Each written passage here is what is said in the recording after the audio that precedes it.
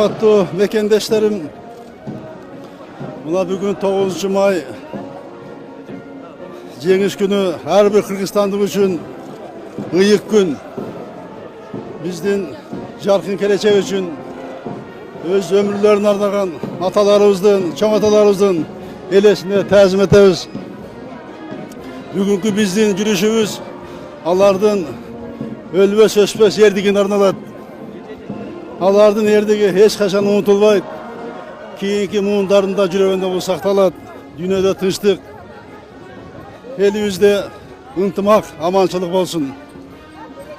Дорогие кыргызстанцы, уважаемые соотечественники, сегодня великий день, День Победы. Я поздравляю вас с этим праздником. Мы сегодня живем под мирным небом. Этим мы обязаны нашим отцам и дедам, которые ценой своей жизни нам принесли эту мирную жизнь. Сегодняшнее наше шествие – это дань уважения, вечной памяти нашим отцам и дедам.